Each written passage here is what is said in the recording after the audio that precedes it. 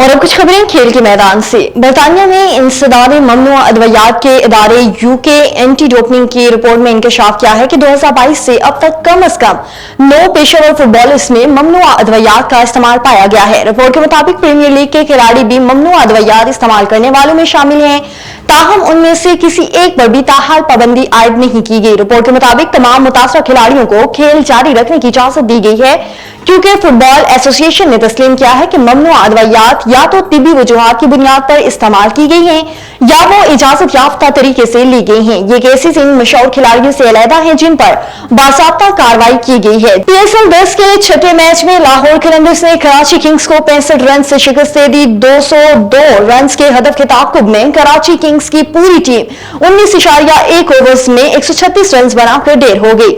خوشدل شاہ 49 runs کے ساتھ نمایاں رہے، جبکہ کپتان ڈیوڈ وارنر سمیت 3 کھلاڑی بغیر کھاتا کھول پویلین لوٹے۔ کراچی کنگز کی جانب سے اننگز کا آغاز کپتان ڈیوڈ وارنر اور ٹم سیفرٹ نے کیا، جو انتہائی مایوس کن ثابت ہوا۔ ڈیوڈ وارنر دوسری گیند پر شاہین شاہ آفریدی کی گیند کیچ تھما بیٹھے۔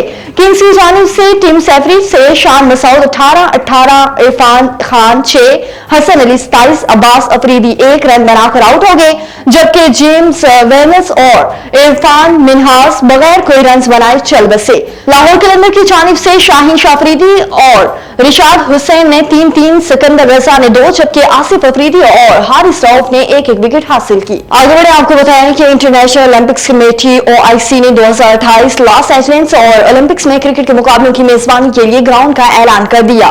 میڈیا رپورٹس کے مطابق جنوبی کیلیفورنیا کے پومونا میں فیئر گراؤنڈ، جیسے سرکاری طور پر فیئر پلیکس کہا جاتا ہے، وہ تقریباً 500 ایکڑ پر پھیلا ہوا ہے۔ 1922 میں یہ لاس اینجلس کاؤنٹی کے کنسرٹ شوز، کھیلوں اور ثقافتی سرگرمیوں کا بھی مرکز رہا ہے۔